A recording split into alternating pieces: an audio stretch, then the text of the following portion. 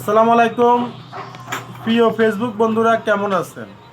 আজকে দুঃখ লাগে এই জায়গায়, আমরা যাদের কারণে বিএনপির রাজনীতি শিখেছি তারা আজকে বিএনপিতে নাই।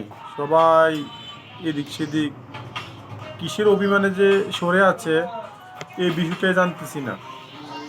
আর লালমাই সদর দক্ষিণ উপজেলায় আমরা যারা যুবদল পরিচয় দিই, বিশেষ করে লালমাই যুবদল আমরা যারা পরিচয় দিই, দুদিনে তিনজন ব্যক্তির ডাকে সাড়া দিয়ে আমরা আন্দোলন সংগ্রাম করেছি। প্রথম হলো যে আমরা যে গ্রুপিং ছিল, গ্রুপিংয়ের মাধ্যমে যাইয়া আমরা সবাই আগে একসাথে ছিলাম। একসাথে পরের থেকে আমরা অনেকে গ্রুপিং সৃষ্টি হয়েছে। গ্রুপিং সৃষ্টি হইয়া আমাদের প্রথম ডাকে আমরা সাড়া দিতাম শাহ আলম ভাইয়ের। শাহ আলম ভাইয়ের ডাকে লালমাই উপজেলা যুবদল সংগঠিত হয়েছে এবং শাহ আলম ভাইয়ের ডাকে আমরা আন্দোলন সংগ্রাম করেছি। দ্বিতীয়তে ছিলেন জাবেদ ভাই।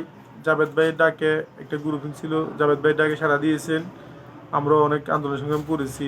তৃতীয়তে মনে করেন আমাদের মাহফুজ ভাই সহকারে মিলাইয়া আমরা সবাই একসাথে ছিলাম, একসাথে যুবদল করেছি। পরে বাগ হইয়া সালম ভাইয়ের মতো করে যুবদল নিয়ে কাজ করছে, মাহফুজ ভাইয়ের মতো করে যুবদল নিয়ে কাজ করছে, আর জাবেদ ভাইয়ের মতো করে যুবদল নিয়ে কাজ করছে। লালমাই উপজেলায় যদি যুবদলের কোনো দুদিনে কোনো নেতা থাকে, এটা হলো আমাদের শালম ভাই, জাবেদ ভাই, মাহফুজ ভাই। এই তিনজনের নেতৃত্বে যুবদল এখানে সুসংগঠিত হয়েছে। তো এখন কত ভাইকে দেখতেছি, কত ভাই খবর শুনতেছি, কিন্তু আসলে বাইরে তো কেউ কখনো ছিল না, জন্য ভাইদেরকে আমরা দেখি নাই। কিন্তু আমরা তাদের ডাকে বাগমারা অঞ্চল থেকে, আমাদের জয়নগর থেকে, সানেচুর থেকে, হরিচর থেকে, আড্রি থেকে, এই 3-4 জায়গার থেকে আমরা সর্বোচ্চ আন্দোলন সংগ্রাম করার জন্য এই মানুষগুলো প্রস্তুত ছিলাম, তাদের ডাকে সাড়া দিয়েছি।